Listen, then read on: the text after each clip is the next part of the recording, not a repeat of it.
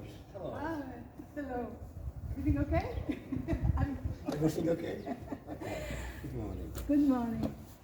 So you come to visit us? Yes. Our museum that was founded in 1937, and it occupies a building from the 18th century, the house of a family, an aristocratic family here of the town. At the time, one of the very few aristocratic families that's living here, because Póvoa was a very humble village, and that's why this is the only building on town that has the coat of arms on the facade. So, going inside. Okay, let's. Can we go inside? Here we already have a glimpse of what kind of museum we are. We are a traditional museum, we can say it. The display of our events that are scheduled for the next weeks are very traditional, and of course we have there also the information about the INCLU.MA.P. The reception area is one space where we try to highlight some thematics. For instance, Cisita Parma, one of the greatest Portuguese writers that was born here in 1845, and we have the cradle associated with the birth of Cego de Maio here, and the history of the birth of Cego de Maio is very, very bizarre, we can say it, because he was registered as the son of an unknown mother. So we, at the official register, the name of the father was the only one who was there. Come on, please. What we highlight here is Cego de Maio. It's the most emblematic hero, local hero. He was a fisherman who saved lots of lives of their companion. And on the other space, of course, we have also some handicrafts, some books that our visitors can buy as a souvenir of Póvoa, as a souvenir of the museum. And talking about handicraft, we have to highlight this object. It's a sweater characteristic of Póvoa, known as camisola poveira. It is associated with the fisherman community, and nowadays it's one of our main identity marks on Povoa de Varzim.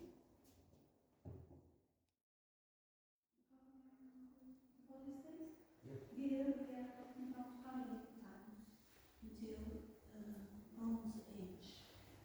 So this room is the space where we gathered the most significant archaeological artifacts of the country of Povoa de Varzim. That give us a lifetime of about 200,000 years, from Paleolithic times to the Iron Age. This is a long period of time, and during this long period we can maybe point the two main events that occur was the migration of the human settlements from the lowlands to the top of the hills that occurred at the end of the Bronze Age, and then the kind of settlements on the top of the hill of the Iron Age, which is the most emblematic culture of the time. That culture is named castrejos, and on this side of the room we had the productions of the castrejos before the Roman arrived, and on the other side the products that already reflect the new technologies that Roman bring to this region. But I would like to point the replicas of the costumes of the castrejos. Here the lady, and there the warrior, the man.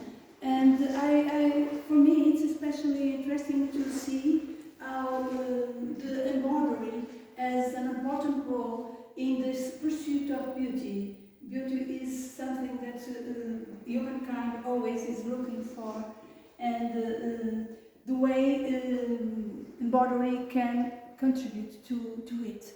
These replicas were made based on Estrabão description, so a Greek that came here, and also based on the sculptures of Castrejos warriors that had lots of decoration like this here.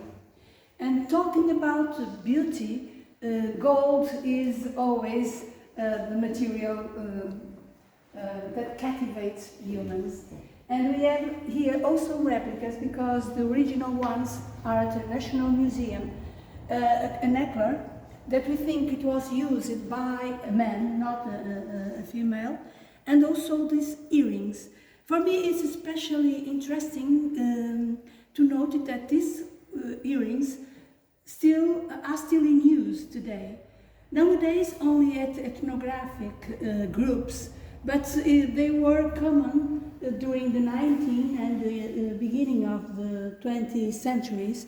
So it's especially interesting to see that the roots of this static, this graphism, has its origins so long time ago, so more than 2,000 years ago. This area here, we name it the sea room, and it's dedicated to our fishing community, our traditional fishing community. On the entry, we already have here the traditional boat, the Poveiro boat.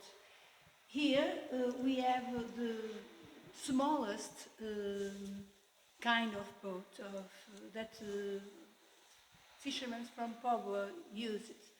The main characteristic is really his big sail, an enormous sail. This was a boat that could fly, that could navigate it very well, but on opposite, it has a lot of security issues. So a lot of shipwreck occurred, and a lot of fishermen died along the history. This is the smallest kind of boat. It takes 2-3 men, but it can go increasing until the 11, 13 meters long. According the different sides of the boat represents different kind of fishing, and the smallest ones rest near the coast. The biggest one went very far at sea. And I already told you about the camisola, the sweater, that it's one of our main identity marks. Also, the boat, it's one of our marks that are used nowadays as a symbol of Póvoa. We have one of these boats, a big one, that it uses to represent Póvoa in several occasions, of course, at maritime events. But maybe the more frequent mark of our identity, we can see it today on town at different sizes. At the toponymic plates, on the sidewalks, on houses, on companies. And I'm talking about siglas poveiras. Siglas are very simple graphics representations that only use straight lines, and it's a system that our fishermen developed it because they needed a way to mark the propriety of their goods. We are talking about a big community. Around 1819 there was more or less 15,000 fishermen in Póvoa. So, because all that goods were used at the same spaces, for instance the boats, or at the sand of the beach, they needed to recognize which was their own net, which was their own element, different elements. So inspired by daily things, very simple things, they develop a symbol for each fisherman. And with that symbol, they marked all that objects. Here, for instance, that floater made on cork as the symbol of the mark of the fisherman that owned that floaters. The nets were marked there on that little corks that are so floaters for the net. And all these little objects have the marks, so everybody can know which one belongs to who. It was very important, or it was impossible for the system to work well that two fishermen had the same symbol. So it was necessary that each one has his own symbol. And the way to read it, these symbols, is through nickname of the family. So we have the graphic sign and the nickname like the two faces of a same coin. The system works joining these two concepts. And because it's a symbol that represents only one person, it was used not only as an owner mark, but also as an individual mark at several occasions. For instance, at churches that Poveiros went to pray for to their saints, to the divinity they were especially attached, they marked their sigils on doors, on windows, on that box that are used to put the coins that they give to the saints. On the top, on the side of the box, you can see lots of sigils marked there. And even at the cemetery, because this was a community where most of the men didn't know how to read or write, write. They could not understand what it was on the front of this tombstone. So at the back they had the symbols they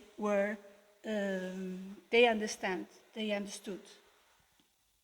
Even personal objects like that shoes, kind of shoes for the ladies, also have the mark, because if she went to the beach with these shoes, she gave them away to work barefoot, and she needed to find it back. So every element were marked with these symbols. Even the elements of the boats, these are different objects that are parts of the boats, because when they arrived home, they arrived to land, they needed to dry the nets, to dry these different elements, and so everything was marked. I told you before about the visits they did to churches. And this door is from a little church about 20 kilometers from here.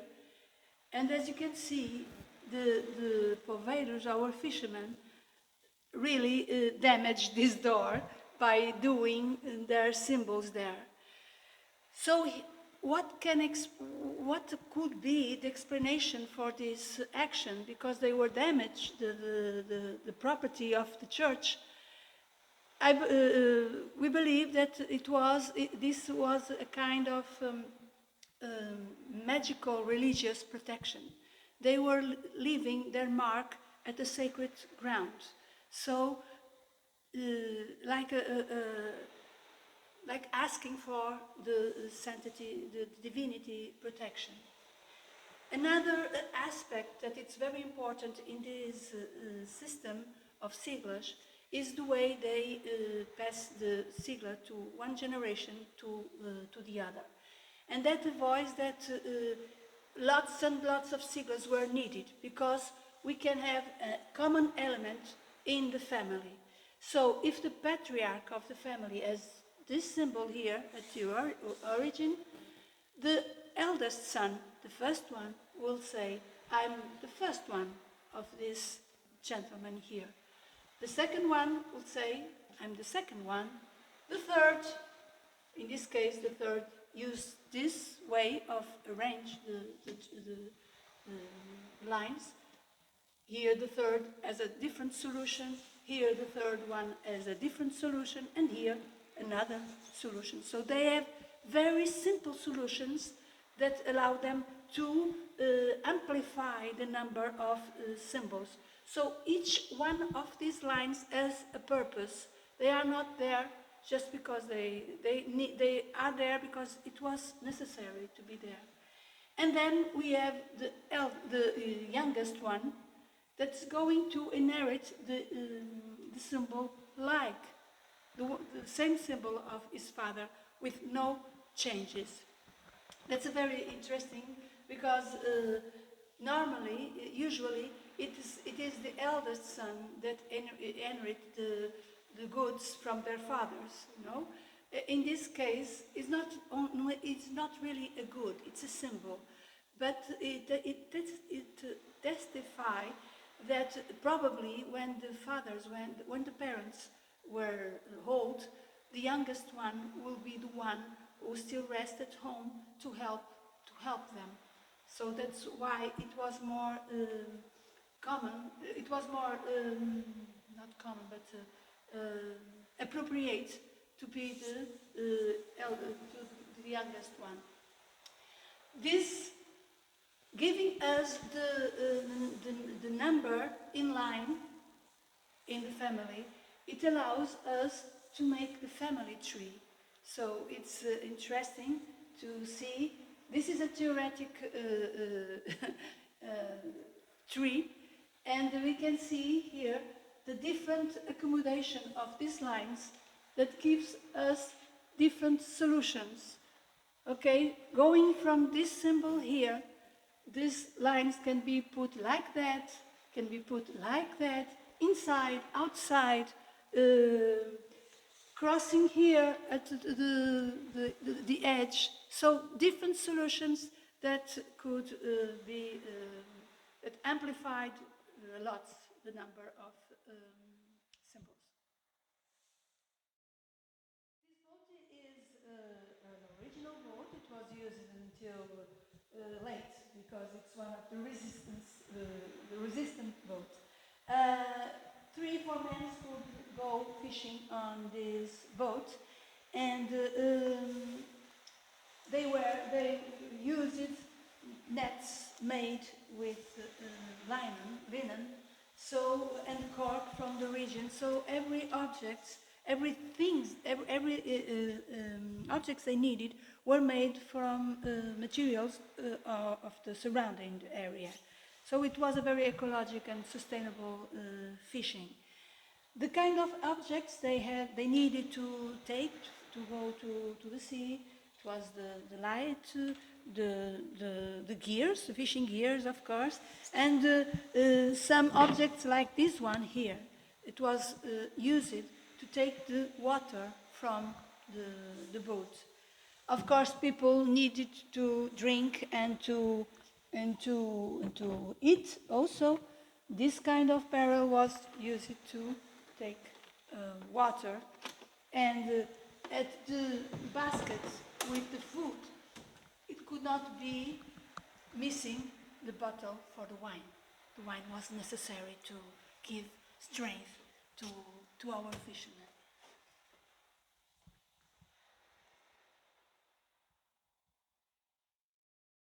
We have different objects associated with the work of nets, of doing nets.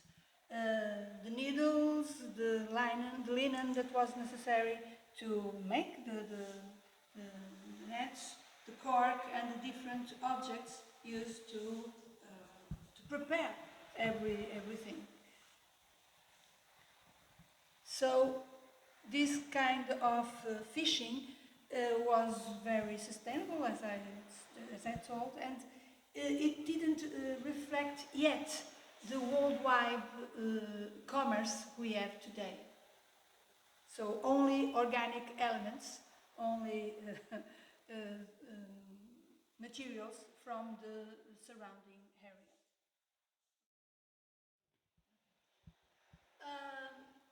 I told you before about the security issues that our boats had, but it was not only the boats. Our sea coast is very difficult. It's a tough coast, and so shipwreck were frequent and were really a problem. So opposite, we have the glory moments when our fishermen saved their companions. And on this showbox we have three of the most emblematic local heroes. And when we are talking about local heroes, we are talking about fishermen, simple fishermen, humble fishermen, that which courage and had highlight them to a very high level. And Póvoa is known as a land of heroes because they were really fantastic at that point.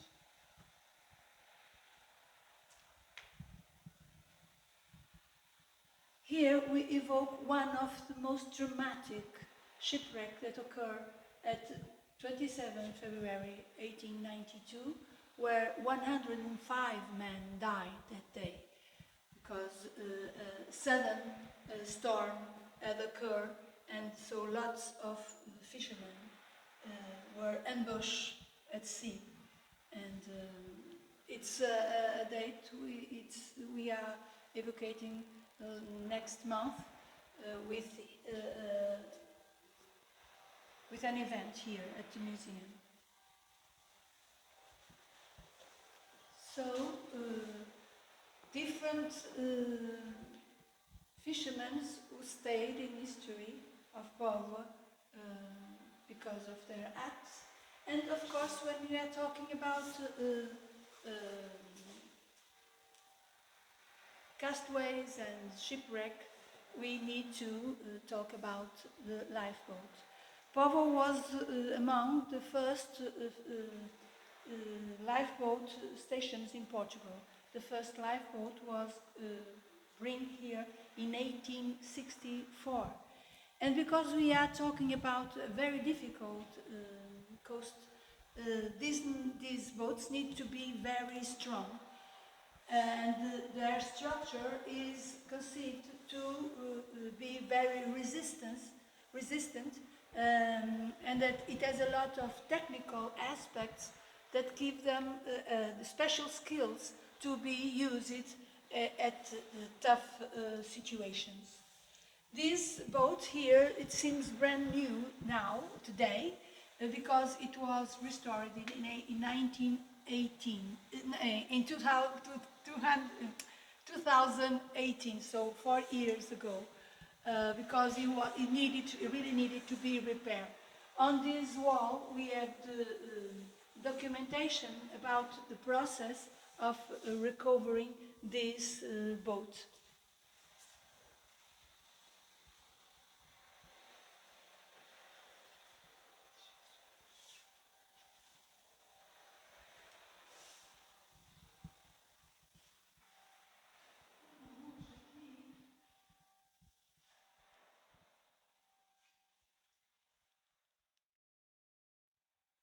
This lifeboat is named Museu in honor to our biggest hero, and it is an English boat from the end of the 19th century, and it was used in Povoa until 1975. So, till it had a very long active life.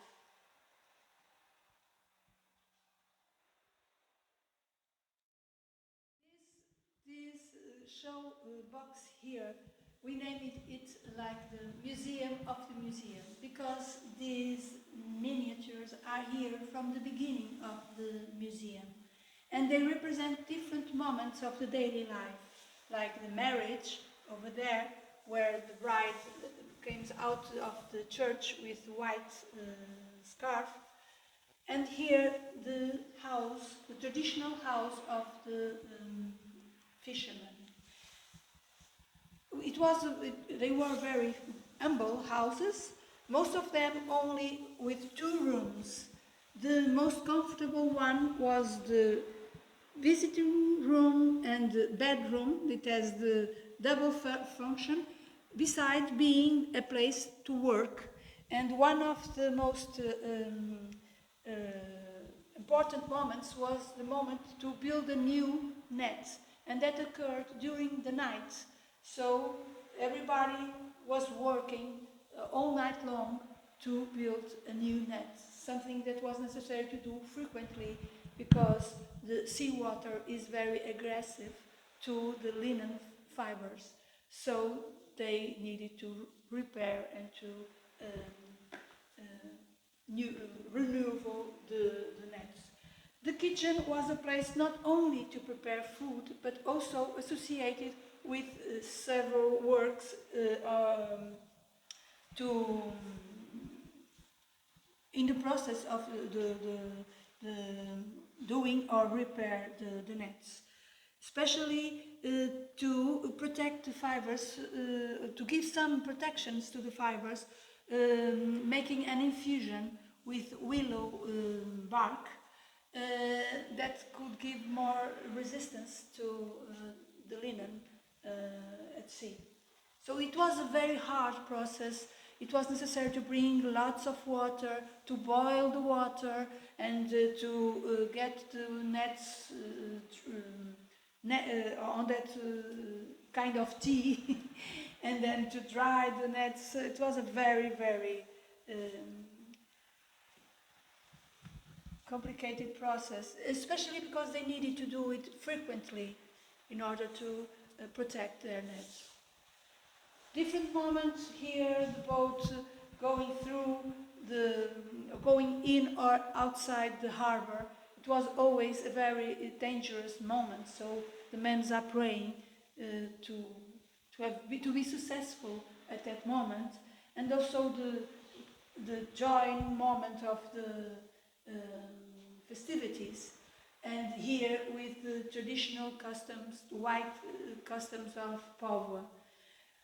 Just next to it, we have another moment, but now of grief, of mourning, where when someone died in the family, black was mandatory, and people needed to cover their head. And these are some uncommon solutions to cover the head using the coat or the skirt.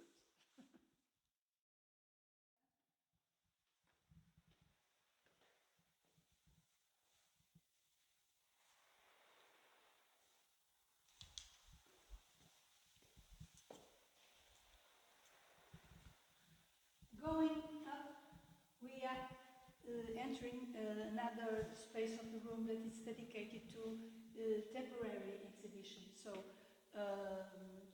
downstairs we have the permanent exhibition. Here we have the more renewable thematics. And this exhibition here is about the 500 years of the first circumnavigation around the world, whose captain was Fernão Magalhães. He was Portuguese, but he had done that travel on service of the King of Spain. This Magalhães is the one who is named at South America Latina, the Strait of Magalhães. Yes. It's named in honor to this Magalhães. And the constellations in the sky. And the constellations, okay.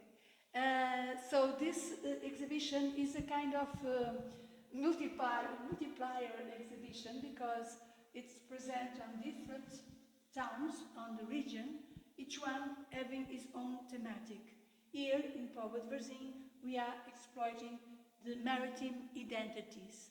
Our being Povoa, a land of fishermen, so we have the figure of the fishermen and the heroes, our fishermen heroes, And the way painters of 19th century used to represent the women's, the men's, and the atmosphere of our harbor.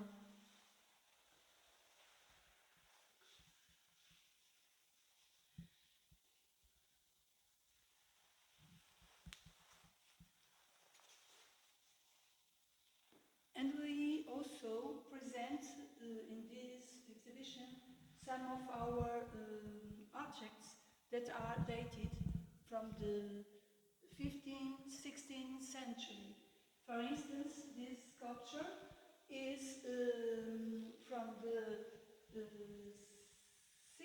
15th century, and it's the same sculpture that the sailors at the 15th, 16th century were praying to obtain protection, and also the fishermen from the 19th century. So this saint makes a bridge between all these centuries. Another object that is dated from that period of time is this object used by the priests, and the embroidery here representing nativity. It's also from this period of time. As also this image that was the highest veneration here in Póvoa, Lady of Varzim. It's named with the name of the land, and it was so appreciated that during centuries people tried to adapt the image to their times. They cut the image because they wanted to dress there. They put away the Jesus Christ, the child. They cut, and now it's, well, a lot. It had suffered a lot, this image, because people refuse to give it away from her. So this is another saint. And because we are talking about a moment of a moment where cultures have a meeting point, not everything was peaceful. So that's why we have here a sword and cannon balls to remember that war was always present when two cultures met each other. And in this painter we have the curiosity of finding Islamic man on hell. He's over there because he's not Christian, so he had to go to hell. And another maritime identity is also about boats, and here we have once more the boat of Póvoa, the traditional boat of Póvoa, and over there the coat of arms of the town. It's also used as an identity mark, and in this case we have, it had changed because Lisbon wanted to change it, but people from here didn't like the idea, and they had restored their coat of arms. And of course, identity of Povoa, identity of maritime communities like ours. In this case, we have also the sweater another time.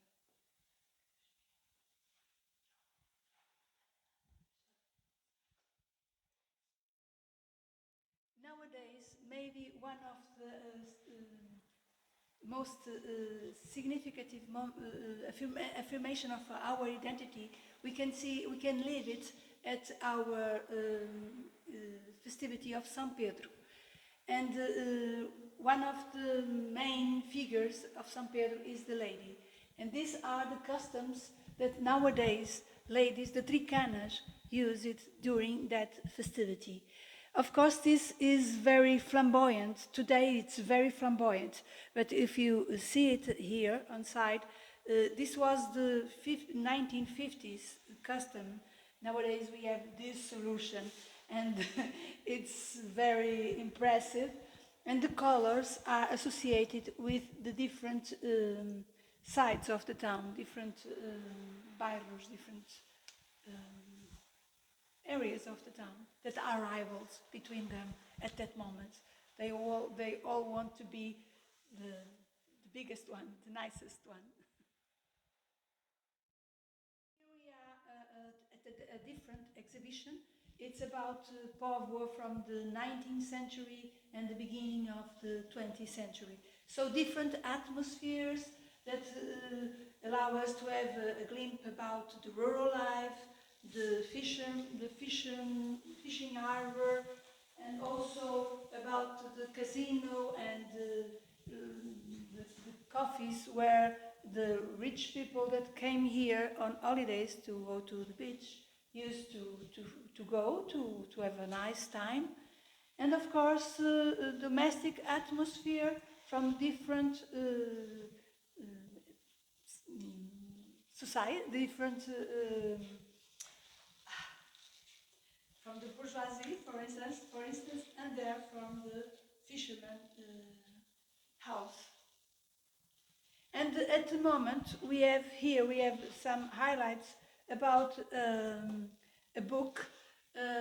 We are a town very focused on literature, and next week we are going to have here the main festival, literary festival in Portugal.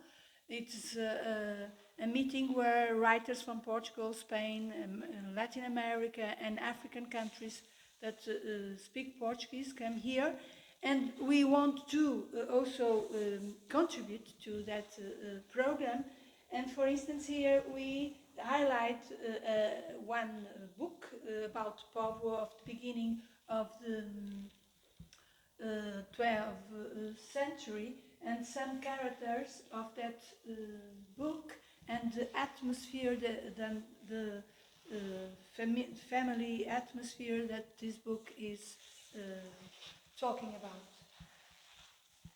This is the also once more the fishing house, the fisherman house, and these objects were very important there because it was the kind of fridge of that time where the sardines were salted and were preserved for a long time.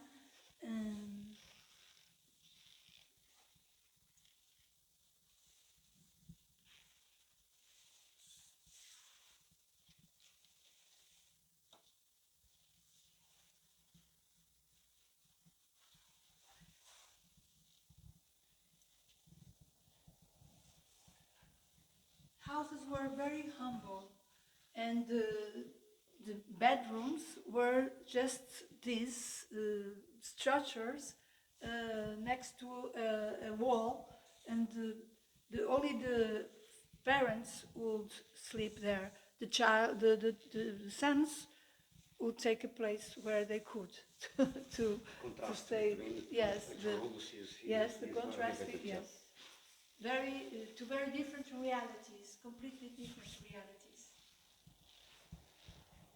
And I was talking about Póvoa and tourism in Póvoa. That was a reality at the 19th century. So we have the custom to go to see that. And also these equipments at the time known as hot bath. Now we call it thalassotherapy, and it was the use of the seawater to prevent or to cure some diseases. So different solutions with this bath, into shower with a hose, pressure-rate hose, so different solutions. This is a maquette of one of these equipments.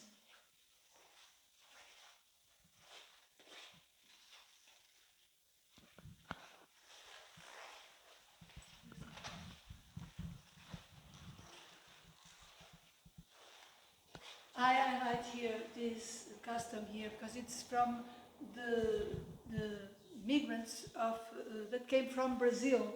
so it's not appropriated for our weather, but they came back with this white suit. This is a very important moment in Povoa history. It was in 1920 when lots of fishermen from Povoa were in Brazil, and the Brazilian government decided that only the Brazilians could fish at their waters. So these fishermen had to decide or to become Brazilian or to turn back, and they decided to turn back.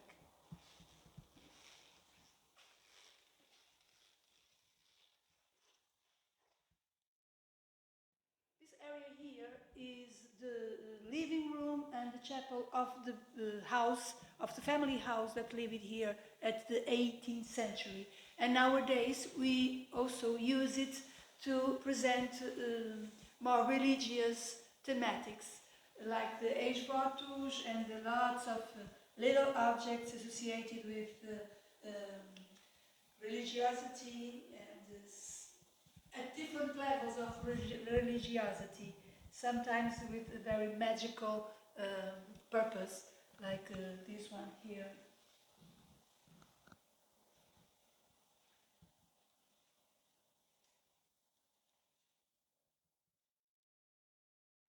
The last temporary exhibition we present today is this one about the childhood and about the toys at different times.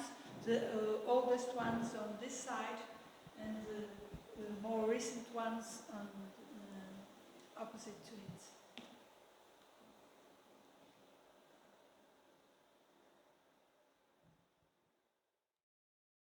Another space that is more or less like it was at the time this house were used by the Família Carneiro de Gran, with the traditional way of cooking and some pottery and some room that was also very present at every house. Space we used to present traditional games, the traditional way of boys and girls had to have fun, and nowadays everything is almost vanished because kids nowadays have very different ways of playing with each other. So these are games that occur outside, and it was always a collective activity.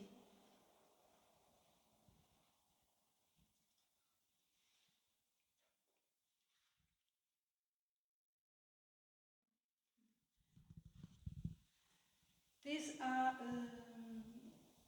elements that the grandparents and the parents still recognize themselves in this kind of games, and they use it to present to their sons and grandsons the way they used to play.